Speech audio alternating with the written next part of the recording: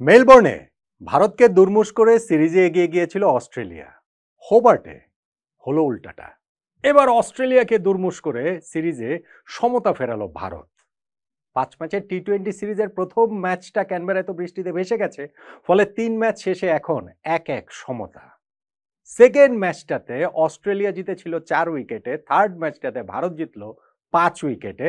হ্যাঁ, আপনি বলতে পারেন যে সেকেন্ড ম্যাচের কোনো সময়ই ভারত আসলে ম্যাচে ছিল না, তারা মাত্র 125 রানে অল আউট হয়ে যাওয়ার পরে ম্যাচ কার্যত শেষ।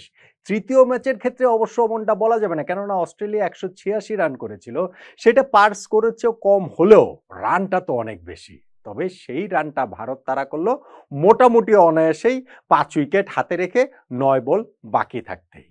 ভারতের এই যে সমতা ফেরানো ম্যাচটা 5 উইকেটের জয়ে, তাতে টার্নিং পয়েন্ট আসলে কোনটাকে বলবেন?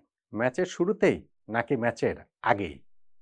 ম্যাচের আগের কোনটা বলছি সেটা নিশ্চয়ই বুঝতে পারছেন। জশ হ্যাজেলউড এই সিরিজের বাকি 3টা ম্যাচ আর খেলবেন না। হ্যাজেলউড এই ভারতের ব্যাটসম্যানদের জন্য তো মোটামুটি একটা মূর্তিমান আতঙ্ক হয়ে দেখা দিয়েছেন। সো তার না খেলাটা সবসময় ভারতকে একটা অ্যাডভান্টেজ এনে দেয়। বাট স্টিল এটা যেহেতু আগে থেকেই জানা যে হ্যাজেলউড সিরিজের প্রথম 2টা ম্যাচ খেলবেন, পরের 3টা ম্যাচ খেলবেন না। ফলে এইটাকে আসলে ঠিক টার্নিং পয়েন্ট, এটা ভারতকে অ্যাডভান্টেজ দিয়েছে, অস্ট্রেলিয়াকে একটু ডিসঅ্যাডভান্টেজে রেখেছে। কিন্তু এইটাকে টার্নিং পয়েন্ট বলাটা কোনোভাবেই সমীচীন হবে বলে মনে হয় না।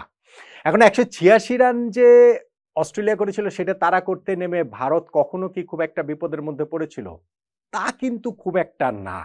ধরেন পাওয়ার প্লেতে 6 ওভারেই তারা 64 রান তুলে ফেলেছেন। হ্যাঁ, তাদের 2টা উইকেট চলে গিয়েছে, নাথান এলিস উইকেট তুলে নিয়েছেন, অভিষেক শর্মা এবং শুভমান গিলের। অভিষেক শর্মা আজকেও ব্যাটে একটা ঝড় উঠছিল মাত্র, ওই সময় একটা টপেজ হয়ে তিনি আউট হয়ে গেলেন 16 বলে 25 রান করে। আর শুভমান গিল তিনি সিঙ্গেলসের উপরে এগোচ্ছিলেন ইনিংসটাকে, যেই একটা 4 মারলেন, পরে ডেলিভারি এলবিডব্লিউ হয়ে তিনি আউট হয়ে গেলেন। কিন্তু যেটা বললাম যে তারপরেও তো পাওয়ার প্লেতে তারা 64 রান তুলে ফেলেছিল। সূর্যকুমার যাদব ভারতের ক্যাপ্টেন, তার রানে ফেরাটা বেশ কিছুদিন ধরেই তিনি ঠিক চেনা ছন্দে নেই। আজকে এরকম একটা প্রতিশ্রুতি তিনি দিয়েছিলেন মুখোমুখি হওয়া প্রথম 4 বলের মধ্যে 2টা ছক্কা মেরে, এবং সেগুলোও তার সেই পছন্দের ওই ফাইন লেগ, স্কোয়ার লেগ ওই অঞ্চল দিয়েই। তবে ইনিংসটাকে তিনি আর খুব বেশি লম্বা করতে পারেননি। যদিও সূর্য আউট হওয়ার পরেও 10 ওভার শেষে ভারতের স্কোর 3 উইকেটে 105 রান। তাদের আর 82 রান লাগে বাকি 10 ওভারে। ওই জায়গাটাতে তাদের আর কোনো হুইকাপের মধ্যে পড়তে হয়নি। ইনফ্যাক্ট তাদের ওই অক্ষর প্যাটেলও আউট হয়েছেন 17 রান করে। তিলক বর্মার আউটটা অবশ্যই একটু ডিসঅ্যাপয়েন্টিং, কেননা তিনি সিঙ্গেলস ডাবলসের উপরে খেলছিলেন এবং মোটামুটি একটু রয়েস হয়ে খেলছিলেন, এই সেন্সে যে ইনিংসটা তারই শেষ করার কথা ছিল ম্যাচ জয় পর্যন্ত, কিন্তু তিনিও আউট হয়ে গিয়েছেন যখন। ভারতের জয়টা তারপরেও ঠেকেনি বা অনিশ্চয়তার মধ্যে পড়েনি ওয়াশিংটন সুন্দরের কারণে। দুর্দান্ত ব্যাটিং তিনি করেছেন, 23 বলে অপরাজিত 49 রানের একটা ইনিংস তিনি খেলেছেন। 50টা তিনি ডিজার্ভ করতেন, স্পেশালি দাঁড়িয়ে দাঁড়িয়ে যেভাবে তিনি ছক্কা মারছিলেন। 50টা হলে ইনিংসটা আরেকটু পূর্ণতা হয়তো বা পেত, but end of the day team গেমে গিয়ে এইসব ব্যক্তিগত অর্জনের আর কি বা যায় আসে। ভারত 9 বল বাকি থাকতে 5 উইকেটে ম্যাচটা জিতে নিয়েছে। সুন্দরের জন্য এটা কিন্তু এক ধরনের একটা প্রায়শ্চিত্ত। প্রায়শ্চিত্ত কেন? কেননা তিনি ওই ভারতের ফিল্ডিং এর সময় যে ক্যাচটা ফেলেছিলেন ব্যাকওয়ার্ড পয়েন্টে টিম ডেভিডের, সেইটার মূল্য ভারতকে বেশ চড়া দামেই চুকাতে হয়েছে, বেশ চড়া রানেই চুকাতে হয়েছে। টিম ডেভিড তখন ছিলেন মাত্র 20 রানে এবং তিনি 74 রানের 38 বলে একটা বিস্ফোরক ইনিংস খেলেছেন। ইনফ্যাক্ট ওই জায়গাটাতে যদি সুন্দর ক্যাচটা ধরে ফেলতে পারতেন, তাহলে ম্যাচের শুরুতেই ভারতের আধিপত্য আরো বেশি করে প্রতিষ্ঠিত হতো।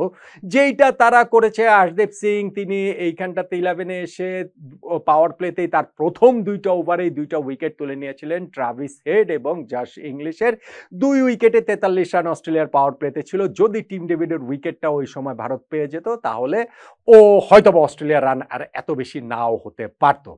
টিম ডেভিড একটা দারুণ ইনিংস খেলেছেন এবং ওই তার ওই ইনিংসের উপরে ভর করেই অস্ট্রেলিয়ার ইনিংসটা এত দূরে গেছে। আর মার্কাস স্টয়নিসের কথা বলতে হবে, তিনিও একটা লাইফ পেয়েছেন অবশ্য। 43 রানে তার একটা টাফ চান্স ছেড়েছেন রিঙ্কু সিং, তিনি 64 রানে একটা ইনিংস খেলেছেন। এই 250-তে ভর করে অস্ট্রেলিয়ার ইনিংসটা এগিয়েছে এবং তার 186 পর্যন্ত গিয়েছে।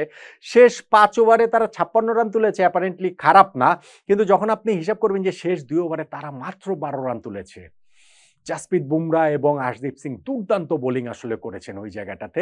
12 রানের বেশি অস্ট্রেলিয়া তুলতে পারেনি, যে স্কোরটা তাদের 200 হতেই পারত, সেখানে তারা 186 রানে আটকে গিয়েছে। এবং এরকম হাই স্কোরিং গ্রাউন্ডে এরকম উইকেটে ওই ২০০ সঙ্গে ১৮৬ পার্থক্যটা আসলে ঠিক ১৪ রানের না। আমার কাছে মনে হয় ওটা ২৮ রানের মতো পার্থক্য এবং ফাইনালে গিয়ে সেটাই প্রমাণিত হয়েছে ২০০ হলে হয়তোবা ম্যাচটা অন্যরকম হলেও হতে পারত। সেটা হয়নি। অস্ট্রেলিয়া ১৮৬ রানে আটকে গিয়েছে এবং ভারত ৯ বল হাতে রেখে ৫ উইকেটেই ম্যাচটা জিতে নিয়েছে।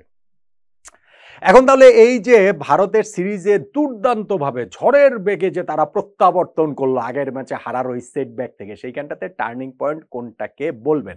যদি অস্ট্রেলিয়া জিততো তাহলে টার্নিং পয়েন্টটা তুলনামূলক একটু সহজও ছিল বা ওইটার সঙ্গে এগ্রি করার মানুষটা অনেক বেশি থাকতেন যে না, টিম ডেভিডের ক্যাচ তারা ফেলেছে সেইটা, মার্কাস স্টোয়নিসের ক্যাচ ভারত ফেলেছে সেইটা, ওইগুলোই তো আর তাদের জন্য হয়তো বা কস্টলি হয়ে যেতে পারতো যদি এই ম্যাচটা ভারত হারতো। কিন্তু যেহেতু ভারত ম্যাচ জিতেছে, সেই জায়গাটাতে টার্নিং পয়েন্টে আমার কাছে মনে হয় যে ভারতের বোলিংয়ের শেষ ২ টা ওভার খুব গুরুত্বপূর্ণ। যেইখানে আর্শদীপ ও বুমরা মাত্র ১২ রান দিয়েছেন এবং আমার কাছে ওইখানটাতে তিলক ভার্মা যেই ক্যাচটা ধরেছেন টিম ডেভিডের, সেটাও অবভিয়াসলি গুরুত্বপূর্ণ। আরও একটা ব্রিলিয়ান্ট ক্যাচ বাউন্ডারি রোপে, সেটাও গুরুত্বপূর্ণ।